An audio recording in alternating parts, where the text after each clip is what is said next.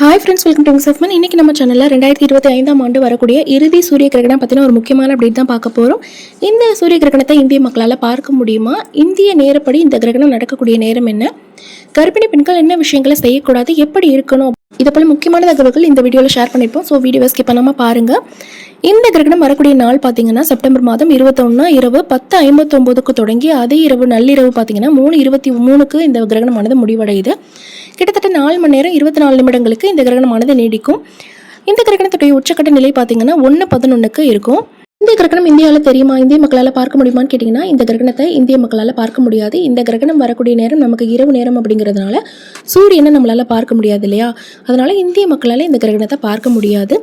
But உலக அளவில் பார்த்தீங்கன்னா நமக்கு ஒரே ஒரு பூமி, ஒரே ஒரு சூரியன், ஒரே ஒரு சந்திரன் தான். அப்படிங்கும் போது நம்ம எங்கே உலகத்தில் கிரகணம் நடந்தாலும் நம்ம கர்ப்பிணிகள் சில விஷயங்களை சேஃப்டிக்காக ஃபாலோ பண்ணுறதுல எந்த தவறும் இல்லை. அது என்னென்ன விஷயங்கள் அப்படிங்கிறத பார்ப்போம். கிரகண நேரத்தில் தேவையில்லாமல் வெளியே அலைய வேண்டாம். முக்கியமாக உங்களுக்கு வாட்டர் பிரேக் ஆகிடுச்சு, டெலிவரி பெயின் வந்துருச்சு, டாக்டர் எமர்ஜென்சியாக பார்க்கணும் அப்படின்னா தாராளமாக நீங்கள் போயிட்டு வரலாம். பயப்படணும் அப்படின்னு அவசியம் இல்லை. இது தவிர்த்து தேவையில்லாத விஷயங்களுக்காக நம்ம வெளியே போகாமல் வீட்டில் இருக்கிறது நல்லது.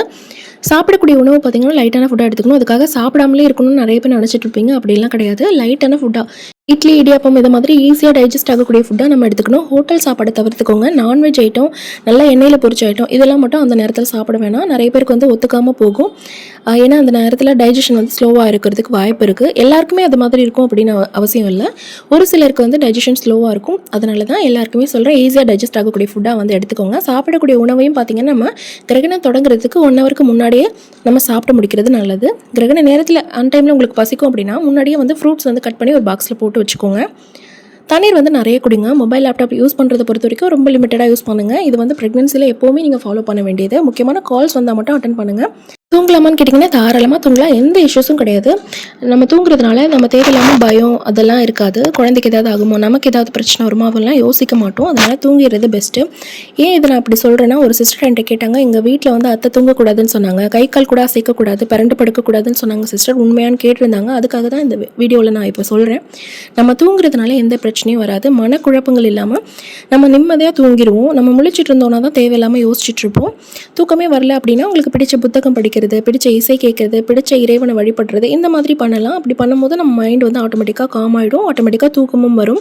இருக்கிற நேரத்தில் பொதுவாக ஹஸ்பண்ட் கூட காண்டாக்டில் இருக்கிறத அவாய்ட் பண்ணிக்கணும். அப்புறம் நெயில் கட் பண்ணுறது, ஊசி நூல் தைக்கிறது இதெல்லாம் கூட நீங்கள் அந்த நேரத்தில் பண்ணாதீங்க. ஷேர் பண்ண பொருட்களை ஹேண்டில் பண்ணக்கூடாது. எதனால் அப்படின்னா பூமியில் புவியீர்ப்பு சக்தி இருக்கு இல்லையா, அது பயங்கர டிஃப்ரென்ஸில் இருக்கும்.